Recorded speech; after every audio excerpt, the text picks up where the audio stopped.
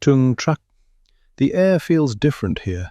Thick, heavy, not with luxury, not with politics whispered behind velvet curtains, with occupation. You stand in Jiaoji, a land that once moved to its own rhythm, now forced to move to someone else's. The banners don't belong here. The language doesn't belong here. The rules definitely don't belong here. But they are enforced anyway, because the Han dynasty doesn't ask permission. It takes, and it holds. You feel it in everything. Taxes pulled from the people like something owed, traditions stripped away piece by piece, leaders replaced with men who don't understand the land but control it anyway. This isn't just rule, it's pressure, the kind that builds slowly, until something breaks. And in the middle of it, there's a woman watching, not loudly, not dramatically, just seeing it all. Trưng Trắc. She isn't standing on a battlefield, not yet. She's standing inside a system that was never meant to bend for her. But here's the part they don't understand. She's not built to bend. You can see it in the way she carries herself. Straight, steady, unmoved by the presence of power that was supposed to intimidate her. Because this land, this isn't just territory to her. It's hers, her people, her home, her identity.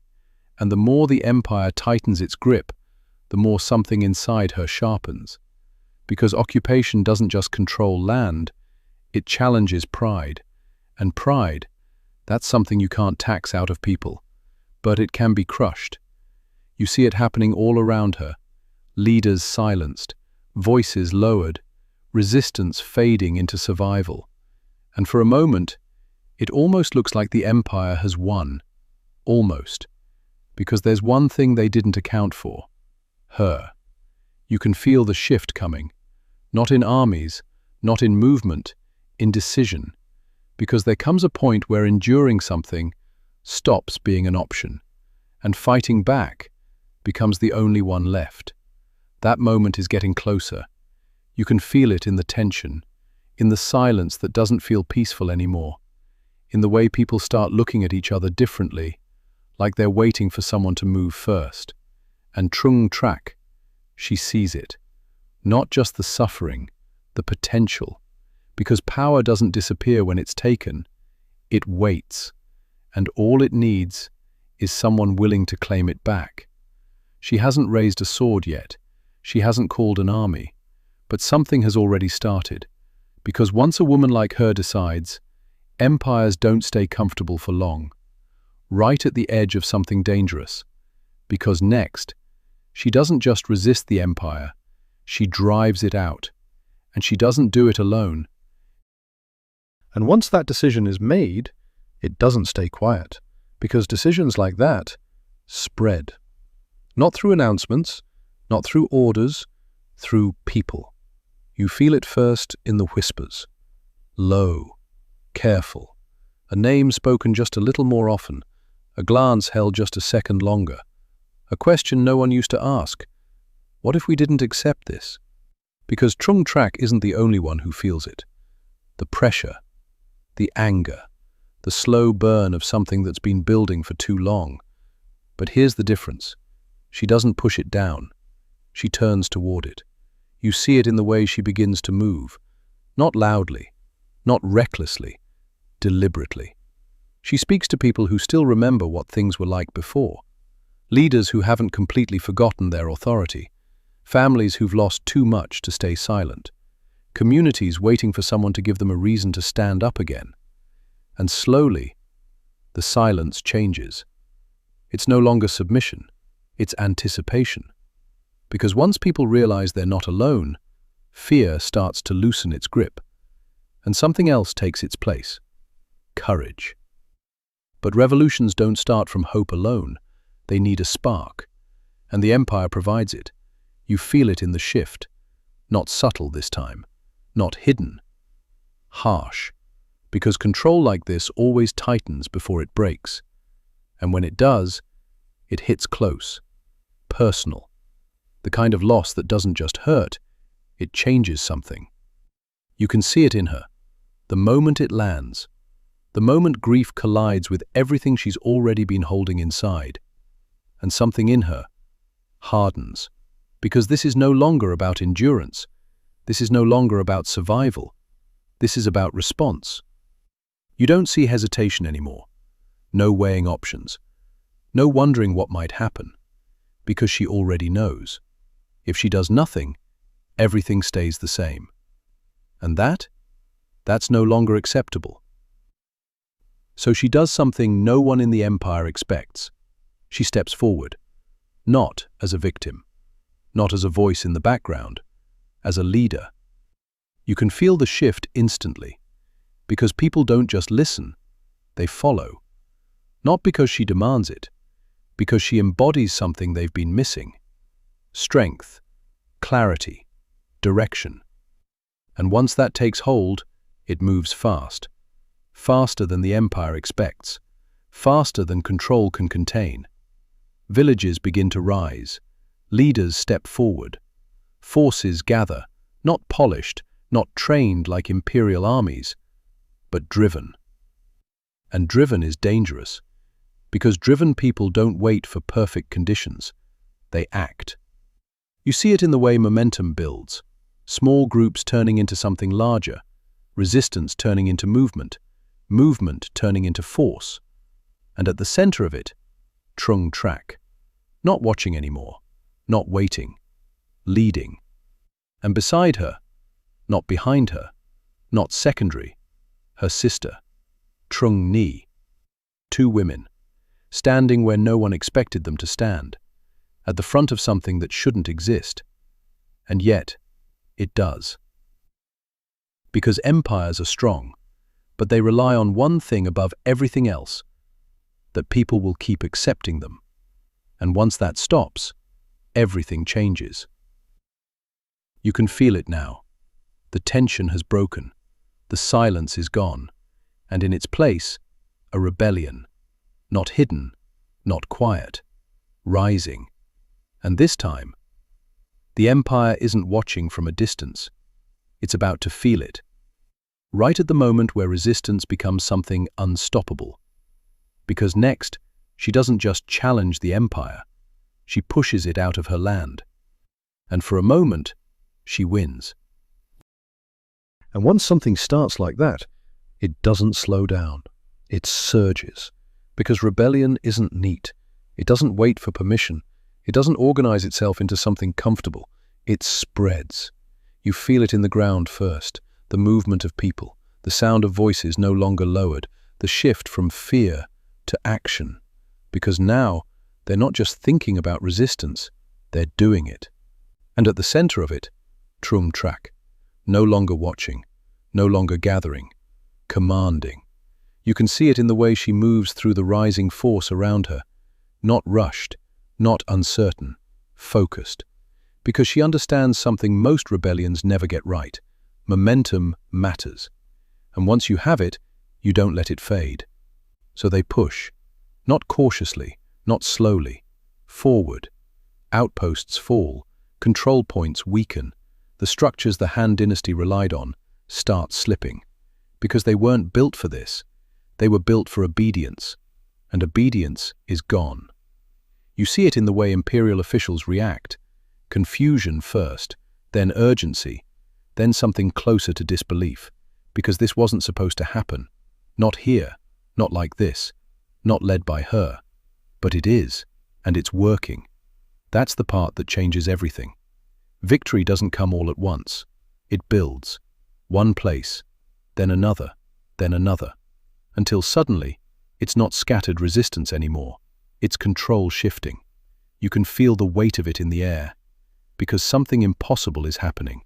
The empire is losing ground. And not slowly, decisively. You see it in the way people begin to stand differently, not cautiously, not waiting for consequences, confident, because for the first time in a long time, it feels like the outcome might actually change. And then, it does. The final holdouts fall, the last threads of control unravel.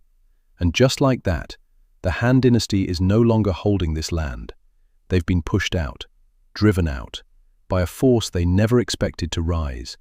led by someone they never expected to lead it. And in the space they leave behind, something new stands. Not occupation, not control from the outside. Independence. You can feel it in the stillness that follows. Not empty, not uncertain, earned, because this wasn't given, it was taken back. And at the center of it, Trưng Trắc. No longer just a leader of resistance, a ruler.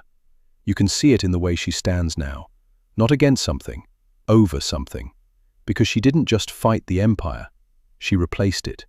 And for a moment, everything she fought for is real. Freedom, power, control of her own land, the kind of victory most people never even get close to touching. But power, even when it's won, is never safe, because empires don't forget. They don't move on, they wait. And the same force that lost this land once is already preparing to take it back. You can feel it coming, not in fear, not in doubt, in inevitability. Because winning a rebellion is one thing, holding it, that's something else entirely. Right at the height of her victory, because next, the empire comes back. And this time, they're ready.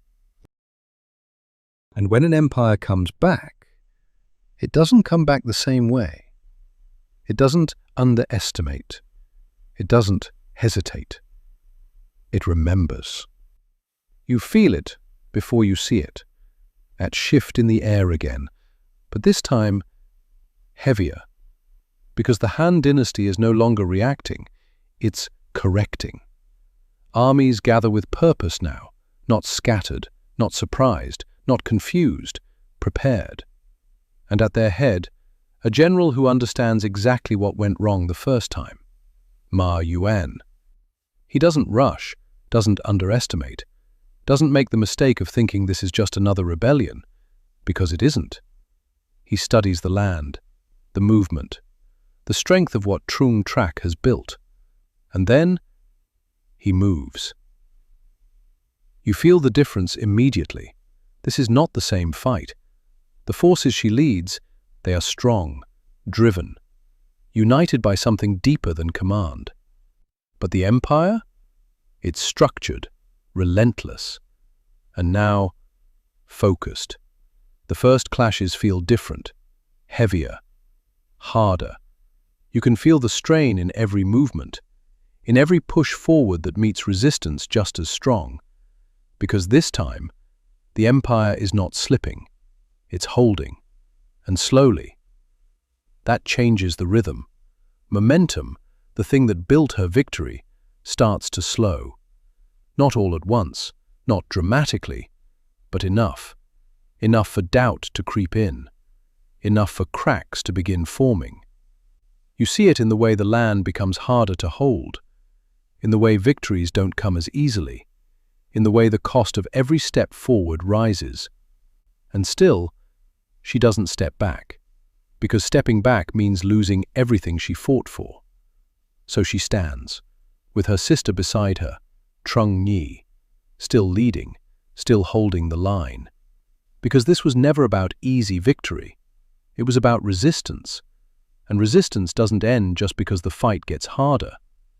But reality, it doesn't bend for belief. The empire tightens, advances, pushes forward with a force that doesn't tire. And slowly, what she built begins to shift. Not disappear, not collapse instantly, but weaken. Because structure will always outlast momentum, if it has time. And this time, it does. You can feel the weight of it in the final moments. Not panic, not chaos. Clarity, because she understands what's happening, understands that this fight, this second fight, was never going to be the same as the first. But that doesn't make what she did smaller. If anything, it makes it bigger. Because for a moment, she did the impossible. She took power back. She drove out an empire. She stood where no one expected her to stand, and held it, even if it couldn't last forever. And in the end, when the empire closes in, she doesn't become small. She doesn't disappear quietly. She remains exactly what she has been since the beginning, unbending. Because some stories aren't measured by how long they last. They're measured by what they prove is possible. And her story changes something. Because after her, after what she did, after what she showed could be done, no empire ever feels quite as untouchable again. So we leave her here, not in defeat, not in loss, but in impact. A woman who stood against an empire and forced it to remember her name. If this story stayed with you, if you felt what it means to stand your ground, even when the outcome isn't guaranteed, don't stop here. There are more women like her. Women who didn't just live through history, they challenged it. Subscribe and come back for the next chapter. Next time, we step into a different kind of power. Not rebellion, but a queen who ruled through intellect, survival, and quiet dominance inside a world that tried to control her. Stay dangerous, stay loud, and never let them hold the pen.